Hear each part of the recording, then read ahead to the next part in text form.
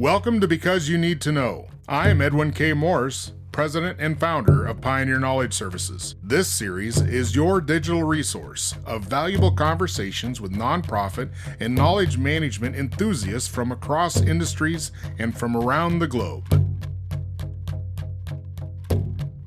Hi, my name is Elizabeth Hunt. Most people know me as Lizzie. I live in Sausalito, California, which is just north of San Francisco, but I grew up in Omaha, Nebraska.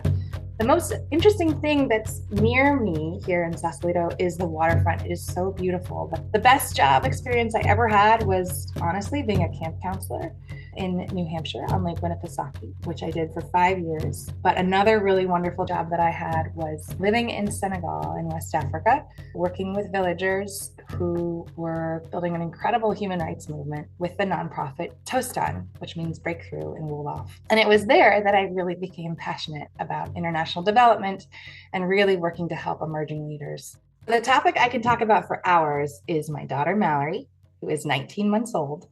So I'd really like to describe two mentors that I've had over time. In my first dream job, which I mentioned as a sailing instructor and counselor for 15-year-old girls at a summer camp in New Hampshire, Cheryl Crawford was a camp director. She was my boss. She was brilliant, decisive, funny, and she believed in me. She became my friend, my mentor. She took a really vested role in making sure that we connected. And she helped me talk through life decisions. She believed in servant leadership. Every question she asked and everything she did was to empower her staff and make us feel like we could succeed at the job. 10 years later, at a small nonprofit called One Global Economy, Mustafa Murad was the president and my boss. But he was a fantastic people person with a huge heart for community development. We traveled to India, Haiti, South Africa, and Israel together. Before meetings with important funders, when I'd ask him if there was anything else I should prepare, he'd say, "You're all set, Lizzie. Trust your instincts." Both of them passed away at the beginning of COVID. They both died from cancer. They've been on my mind a lot. They believed in me. I really can't believe they aren't here today. I'd be so happy to know that I've landed in a role and on a team that I love at TechSoup. And now I'm with TechSoup, which I absolutely love because TechSoup is the leader and founder of the TechSoup Global Network. We work with 1.4 million nonprofits around the world, and over time have delivered more than 19 billion in US dollars in technology and funding to nonprofits around the world. What does TechSoup even mean? TechSoup is all about enabling equity. We are trying to be a digital bridge to change makers around the world. TechSoup was founded in 1987 by Daniel Ben Horan, who had a van and wanted to share floppy disks and other hardware with folks who didn't have access to it to help nonprofits do better. He went around in that van in the San Francisco Bay Area. Wow. Yeah, it's totally transformed over 3 decades to become a global network active in 236 countries with 62 network partners that TechSoup is essentially married to that are working in a really values-aligned way to make sure that change makers on the ground have access to what they need to be able to do more good. What are you saying, these partnerships? Give me an example of why and what. What does that mean? So TechSoup has a whole host of partners, but the TechSoup Global Network is a number of like-minded NGOs who are each situated in different countries, 62 other countries, that are gathered together with TechSoup in order to provide similar services, access to a catalog of offerings of software at a deep discount or sometimes free, as well as courses and community offerings and programs that are often grant funded, which are really trying to counteract some of the threats to civil society, such as security threats and that kind of a thing. But we also have more than 400 corporate partners and foundations supporting TechSoup. We work with the major brands like Microsoft, Adobe, Asana, Intuit. Most of the major tech companies are big supporters of TechSoup, and many of them are doing their philanthropy through TechSoup, through our validation services. So for the audience out there that may have never heard of TechSoup, which I'm still surprised when I talk to people that don't know about you guys, because I found you as a young nonprofit a long time ago, and I latched on to everything I could because holy cow, you provide such a wealth of ability I'll just call it abilities, because you build capacity every time you get on there and connect with something else you didn't know about. The folks out there that are listening, give me some examples of what would help right off the bat. So many people come to TechSoup for their basic organizational technology needs, communication and collaboration tools, or budgeting tools such as QuickBooks. People come to TechSoup to be able to build their websites through programs like Wix, but also for courses,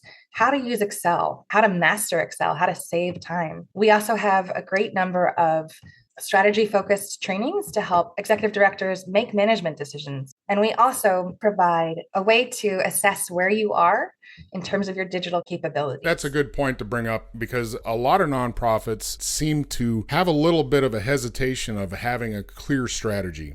In a small nonprofit, it's easy to overlook because you're just trying to keep the lights on. So strategy is just one of those things that you know you need to do, but until you get the resources to do it, it never really gets done. What's a digital strategy? How does that become part of the overall corporate strategy? Digital strategy is focused on your capabilities and looking at the tools, the resources, the people, and how they operate together. It takes a look at where you are now and where you'd like to be able to become more resilient so that you can stretch your budget further. And any external shock that comes, whether it's a pandemic or an environmental shock or a major economic downturn, you will be able to continue to operate securely and efficiently to be able to achieve your mission. Are you finding that most nonprofits were already in kind of a remote environment already? Or did they all hit the brakes at the same time and say, what? It's really interesting. We had been saying for years how it was such a necessity to go fully digital, to move to the cloud. But really, it was like a wrecking ball came through and you could no longer deny the power. Right. It varies. But we found with a survey that we did that was global, had almost 12,000 respondents, those who had become digital, they just were much better able to weather the pandemic.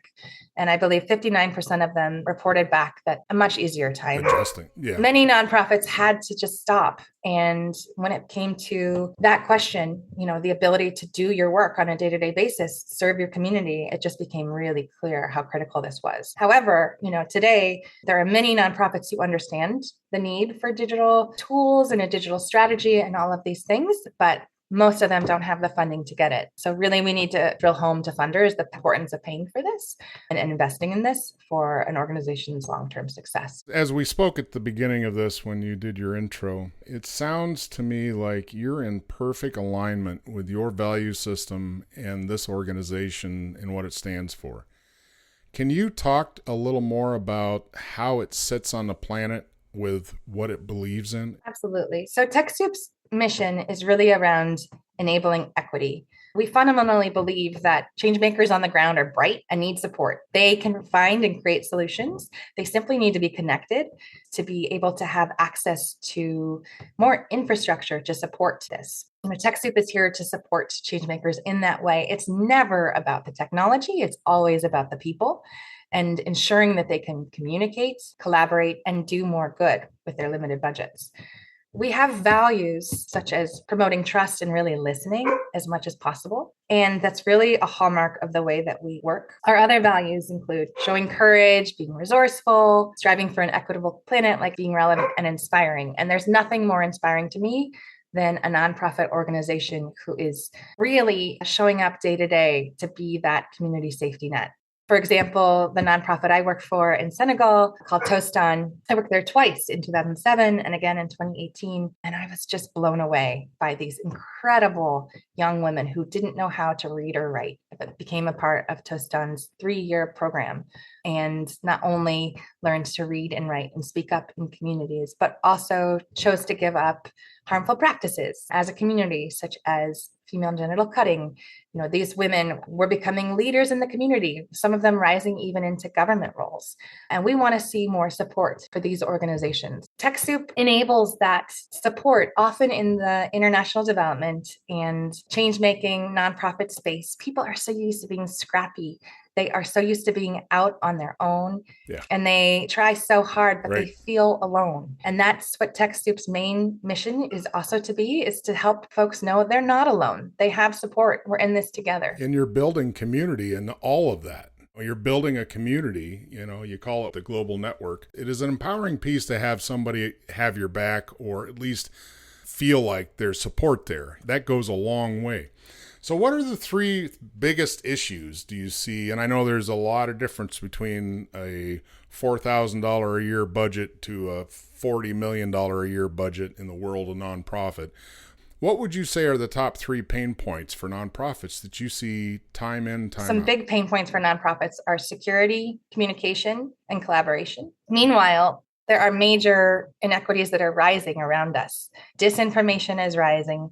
Lack of security is rising. There's all kinds of threats to security from political unrest, such as in Central and Eastern Europe. And when you say security, you're talking more than just cybersecurity. You're talking physical security in the environment. I'm talking about both. I think cybersecurity and physical security can't be separated in this day and age because of what's happening around us. I would also say that skills. So often when we do surveys, and we did a recent one this last spring, we hear from nonprofits that skills, the lack of training, even though they know that it's important and that there's a great need for it, they're just not able to invest in the skills building that they need. And TechSoup has courses which are available to anyone. You don't even have to be part of a nonprofit, but they are designed for nonprofits.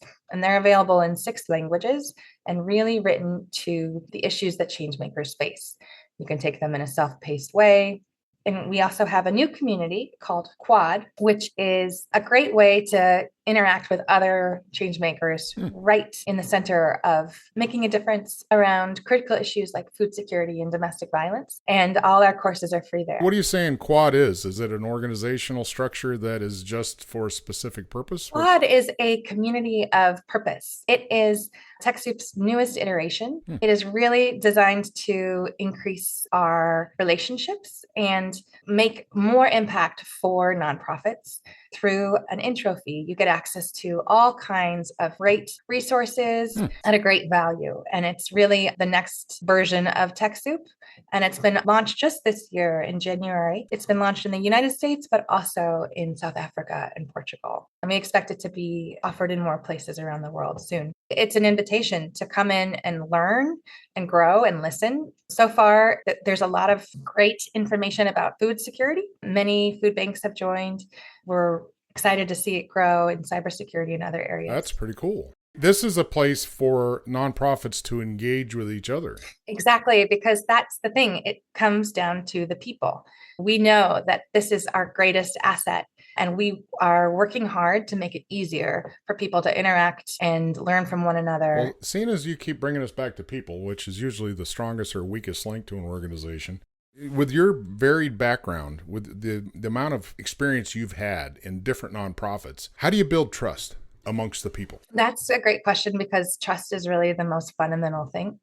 That is what is so beautiful about the TechSoup Global Network, which is these starting in 2006, not in a franchise model, but we chose each of these partners. They each have their different brands locally because they already had established trusted relationships in each country where we work.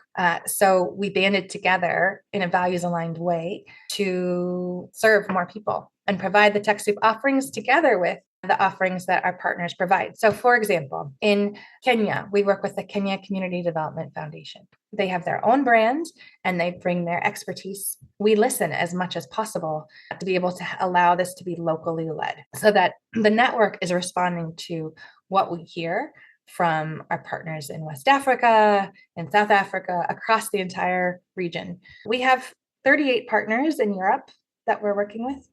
And this year has been so challenging with refugee crisis. It's been really incredible to see the leadership from our partner in Ukraine, the GERT Resource Center, who, rallied together with our partners in Poland, Slovenia, and Romania. We put together across TechSoup Europe resources for nonprofits who had to move because of the violence, for anybody affected available to find out what's available to them to be able to stay secure in this time where their information could be at risk. And just the ways that partners are working together to address disinformation throughout Central and Eastern Europe. We had already been investing in a program called HiveMind, which initiated a couple of years earlier, but has now grown to have information and trainings in Russian and Ukrainian about how to address disinformation.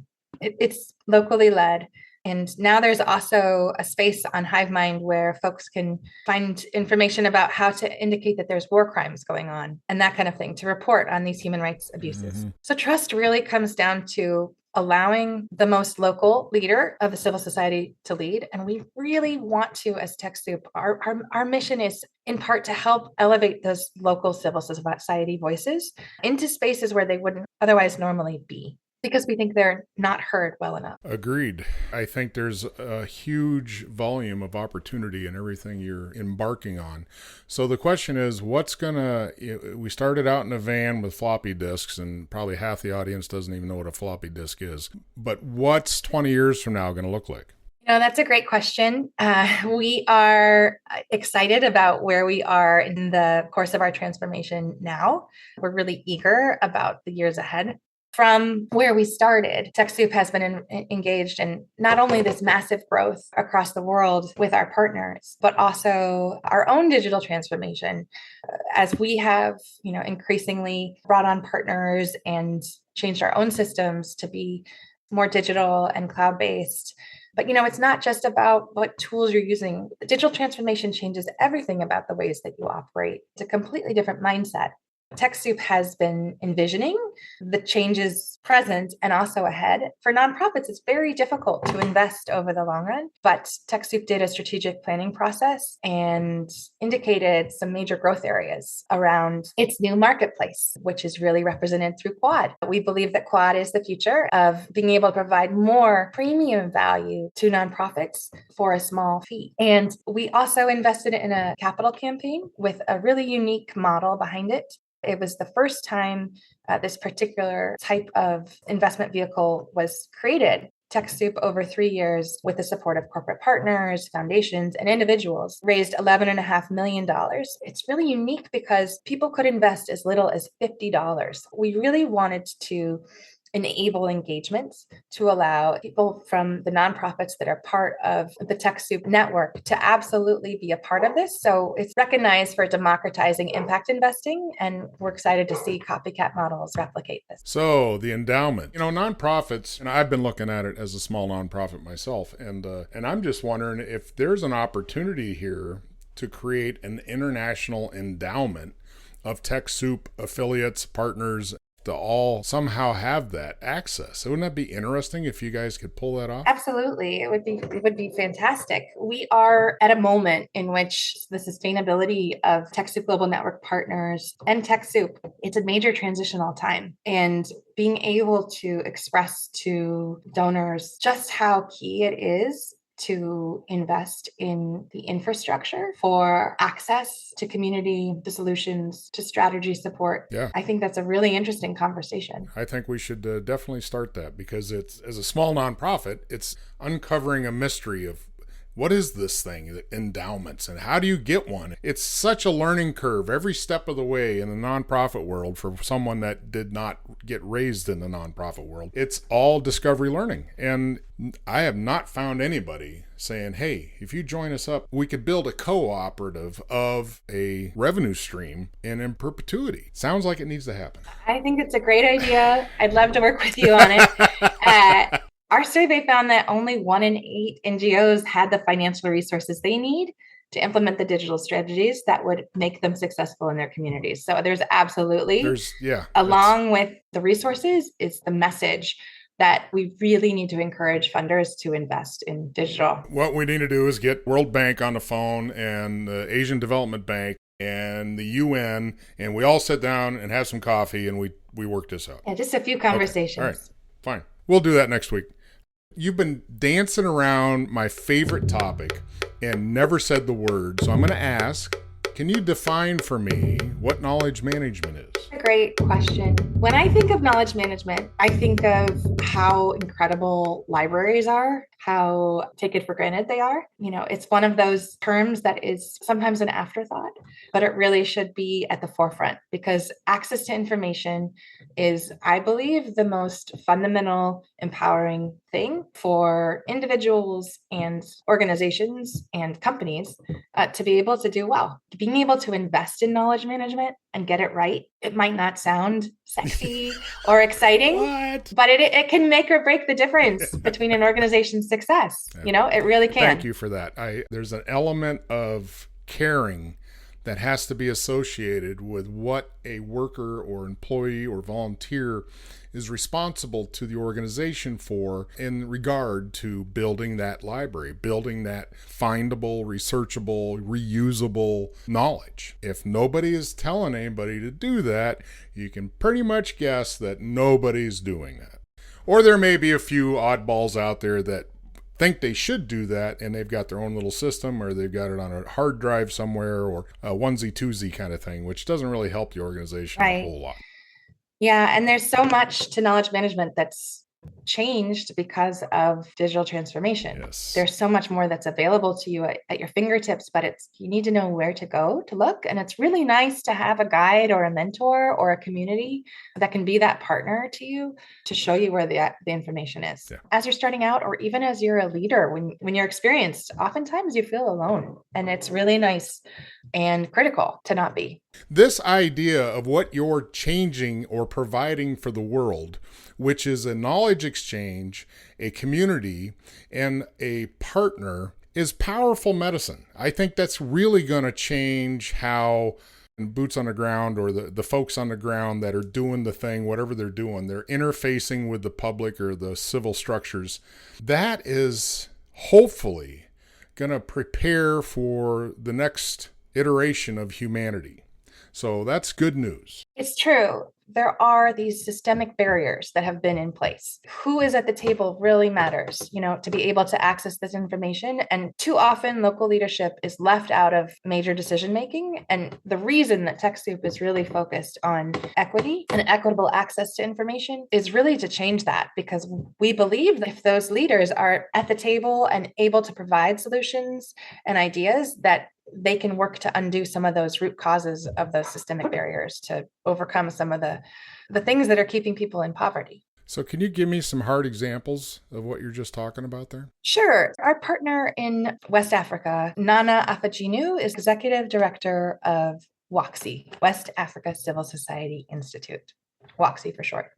And she is one of the leaders of a movement called Shift the Power, which is really trying to ensure that philanthropic dollars are going more towards undeveloped countries and that they're listening to the needs and things that are being asked for from folks throughout West Africa and across sub-Saharan Africa. We know just from experience that the design, development, and deployment of technology has been uncoordinated, top down, coming from Silicon Valley or other places in developed nations.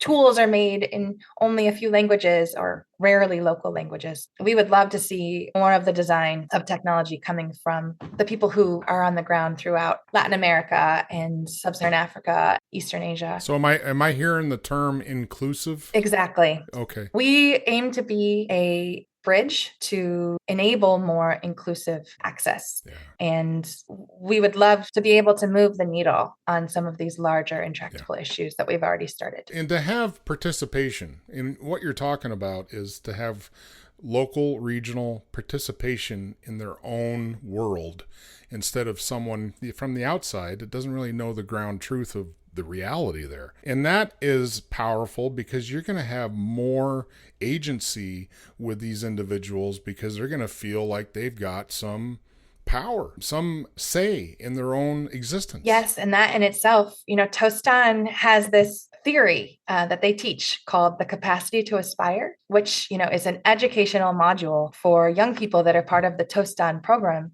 but really asking, what would you like your community to look like? What does it mean to have a community of well-being? Many people who heard that question responded, I've never been asked that question before. I didn't know I had the chance to aspire like that. Yeah. That opportunity, that's how you're able to create real change, one individual at a time, one organization at a time, one community at a time. That's what we're trying to unlock. Well, that's beautiful. I want to stick around and watch the whole thing unfold. Thank you so much, Edwin. I love what you're doing, and I love this podcast. Yeah, I'm looking forward to hearing more. Well, thanks, Lizzie. Have a great day. You too. Take care. Because You Need to Know is designed to bring people's experience and their knowledge forward to be shared. I'm Edwin K. Morris, and I thank you for joining in to listen to another conversation brought to you as a public service of Pioneer Knowledge Services, a nonprofit tax-exempt organization with a charitable knowledge management purpose. Find us online at pioneer-ks.org and add your voice to the conversation on Facebook.